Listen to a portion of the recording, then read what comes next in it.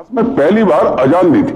अजान यानी वही जो हमारे देश के हर शहर में बिलाल, कुरान में उल्लेखित इनके एक पूर्वज का नाम है जिन्होंने इस्लाम के इतिहास में बड़े बड़े लाउड स्पीकर से दिन में 5 बार बोली जाती है, जिसमें 5 बार हम सबको ये बताया जाता है कि भगवान सिर्फ एक है और वो जिसकी पूजा ये करते हैं यानी अल्लाह। Objection my lord. अरे फैक्ट बोल रहे हैं ना तुम साहब, अजान 5 बार ही होती है ना लाउड स्पीकर पे। हमारे ब्रह्मा विष्णु महेश की तो कोई हैसियत ही नहीं है योर ऑनर, उन्हें भगवान ही नहीं माना जाता। ला इलाहा इल्लल्लाह यही कहा जाता है अरबी में। देखिए मैं थोड़ी बहुत अरबी जानता हूं। Objection my Lord. कुरान दूसरे मजहबों के बारे में क्या कहता है ये जानने के लिए पब्लिक प्रोसिक्यूटर साहब को और बहुत सी अरबी सीखनी होगी और थोड़ा सा सलीका भी। This is not relevant to the case. This is the case my lord. ये मात्र शहीद और बिलाल के बारे में नहीं है, ये उस मानसिकता के बारे में केस है जो धर्म के नाम पर निर्दोष लोगों की हत्या करते हैं और बाद में कहते हैं कि हर मुसलमान ऐसा नहीं होता। तो फिर कौन कौन कैसा है ये कौन बताएगा? Objection my Lord. क्राइम को मजहब के साथ जोड़ा जा रहा है। अली मोहम्मद साहब यही तो दलील है उनकी कि ये क्राइम मजहब से जुड़ा हुआ है। आपके यहाँ तो बच्चों को बचपन से ही कुरान पढ़ाई जाती है ना जी, तो वो शाहिद को भी पढ़ाई होगी जी? कोशिश की थी पर उसका मन नहीं लगा। जब बिना मन लगे ये हाल है योर ऑनर, अगर मन लग जाता तो। I object your honour, this is blasphemous. अरे बोल रहे हैं तो सुन लीजिए ना आप उन्हें, आपको भी मौका दूंगा, बोल लीजिएगा। माफ कीजिएगा योर ऑनर, मैं किसी भी धर्म का अपमान नहीं कर रहा हूं। अली मोहम्मद साहब का मैं सम्मान करता हूं, हमारे बड़े भाई हैं। हिंदू और मुसलमान दोनों इस देश में मिलकर रहते हैं योर ऑनर। इस देश में हर मुसलमान का स्वागत किया जाता है, समाज उनका सम्मान करता है क्योंकि इनके मुस्लिम समाज ने हमारे यहाँ अब्दुल हमीद, अब्दुल कलाम, बिस्मिल्लाह खान जैसे नकलों को दिया है। हालांकि ये एक्सेप्शन है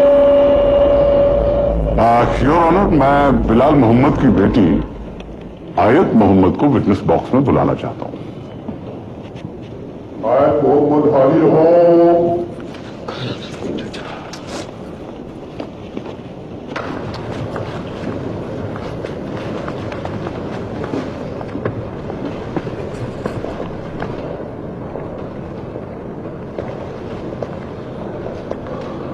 आयत, जब आपको पता चला कि आपका भाई मारा गया तो आपको कैसा लगा? देखिए बेटे, मैं जानता हूं कि इस सवाल का जवाब बहुत मुश्किल है लेकिन बहुत जरूरी है। तो इसलिए जब आपको पता चला कि आपका भाई मारा गया तो आपको कैसा लगा?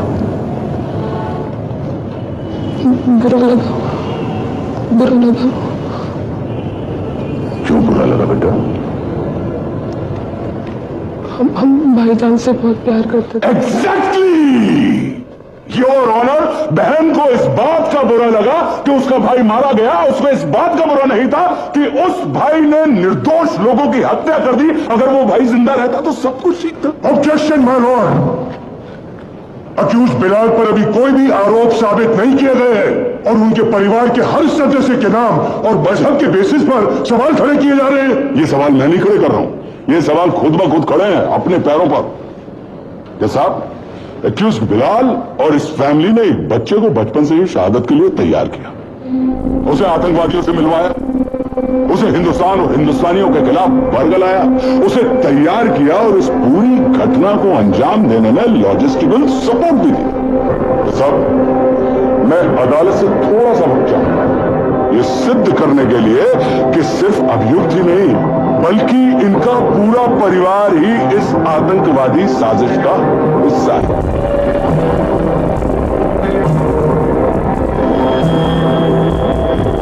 माय लॉर्ड, अब मैं अक्यूज्ड एडवोकेट अली मोहम्मद को एक बार फिर से कटघरे में बुलाना चाहूंगी। अली मोहम्मद साहब, क्या आप गाड़ी चलाते हैं? जी। कितने चालान कटे अभी तक आपके? कोई नहीं। इनकम टैक्स भरते हैं? जी हाँ। वोट देते हैं? जी घूस देते हैं? जी।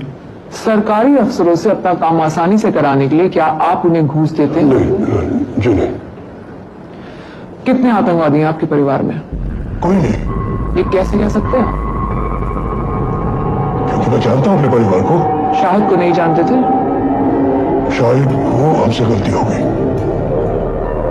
और बिलाल? बिलाल ने तो कुछ नहीं किया। ये अभी तक प्रूव नहीं हुआ कोर्ट में। अभी तक जो उन पे चार्जेस हैं वो रद्द नहीं हुए हैं। चलिए छोड़िए। आफ्ताब मोहम्मद आपका बेटा, वो? जी हाँ, वो लंदन में बिजनेस करता है। क्या आप यकीन से कह सकते हैं कि वो आतंकवादी नहीं है? बिल्कुल नहीं है। उसी यकीन से जिस यकीन से आपको लगता था कि शाहिद ऐसा नहीं कर सकता? मेरे पास कोई वजह नहीं है उस पर शक करने की। आपके पास नहीं होगी अली मोहम्मद साहब, लेकिन प्रोसिक्यूशन का मानना है कि आप और आपका परिवार अपने घर के बच्चों से आतंकवाद का धंधा करा के पैसे कमाते हैं।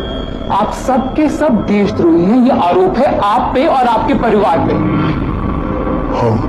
हम देशद्रोही नहीं है। कैसे प्रूव करेंगे आप? कैसे मान लिया जाए कि आप देशद्रोही नहीं हैं? क्या इसलिए कि सन 47 में जब आपके पास चॉइस थी, आप एक मुस्लिम मुल्क जा सकते थे, आप नहीं गए? या इसलिए कि आप इनकम टैक्स भरते हैं, वोट देते हैं, घूस नहीं देते? आपके पास अली मोहम्मद जी कोई प्रूफ ही नहीं है कि आप देशद्रोही नहीं है। और प्रूफ तो चाहिए, प्रूफ चाहिए, क्योंकि आपको देख के लगता नहीं है कि आप देशप्रेमी हो सकते हैं।